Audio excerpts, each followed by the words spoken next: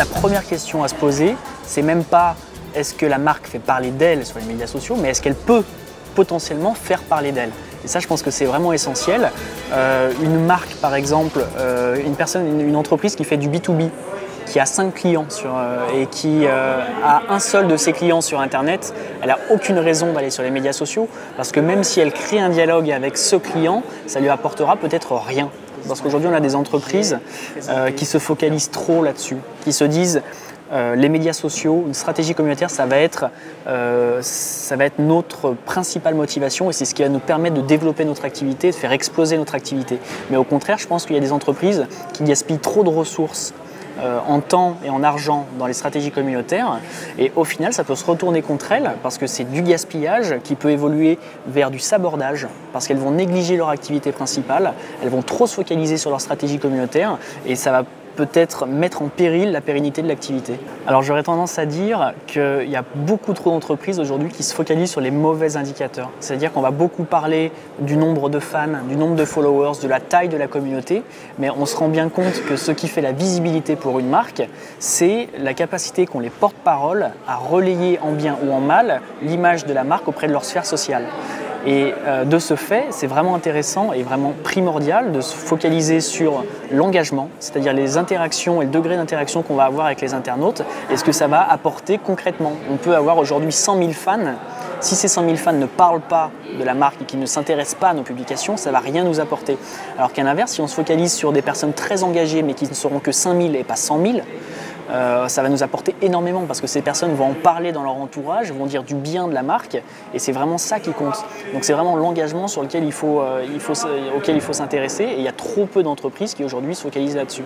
Personnellement, je défends quand même les entreprises qui vont essayer de créer quelque chose parce qu'elles auront fait l'effort d'aller sur Facebook, mettons, et c'est cette expérience qui va leur permettre, à l'entreprise de définir les bonnes pratiques.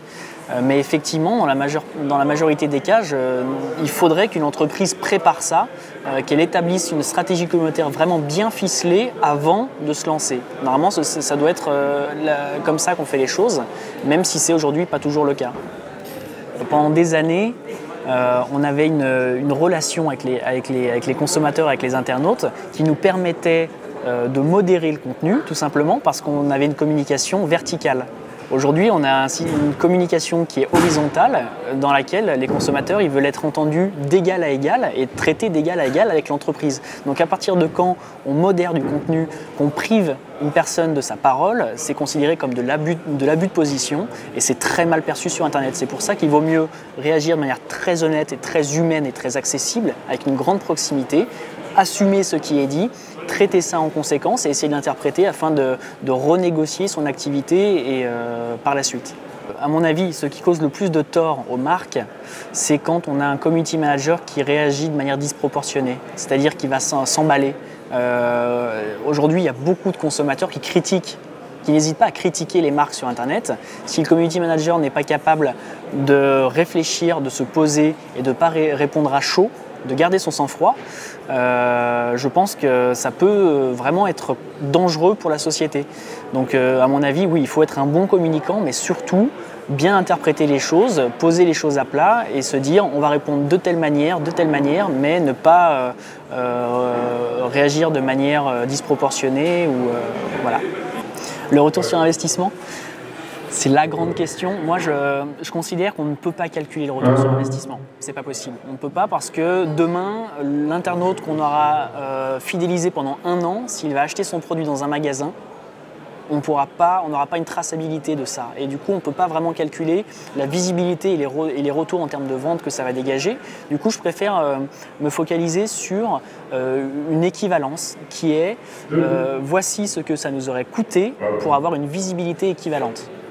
En gros, si je génère 10 000 clics vers mon site internet, via ma stratégie communautaire, voici combien ça m'aurait coûté pour générer 10 000 clics via Google AdWords par exemple.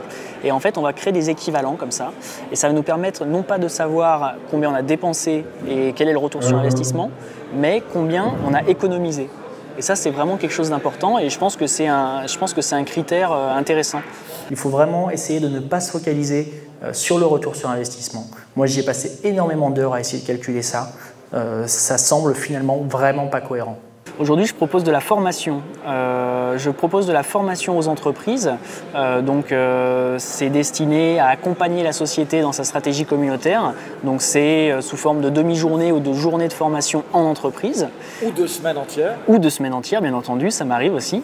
Mais je propose également une activité qui est plus opérationnelle, c'est-à-dire que c'est du pratico-pratique. C'est-à-dire que je prends les rênes de la stratégie communautaire de la société et je forme parallèlement une personne dans la société pour que, mettons, 3 ou 6 mois plus tard, elle puisse reprendre elle-même les rênes. Je me déplace dans la société régulièrement. Chaque semaine, j'essaye d'être présent dans la société et j'accompagne, je gère la stratégie communautaire de la société et je forme parallèlement une personne pour qu'au fil des mois, elle ait connaissance des bonnes pratiques et qu'elle puisse par la suite prendre les rênes de la stratégie communautaire elle-même, mettons, à 3 ou 6 mois. Aujourd'hui, il y a une vraie prise de conscience de la part des entreprises qui se rendent compte que même si elles ne prévoient pas d'établir de présence sur les médias sociaux, elles ont besoin de comprendre ce que c'est et elles ont besoin d'écouter ce qui est dit à propos de leur marque sur les médias sociaux. Il y a une vraie prise de conscience et effectivement aujourd'hui il y a une vraie demande à ce niveau-là.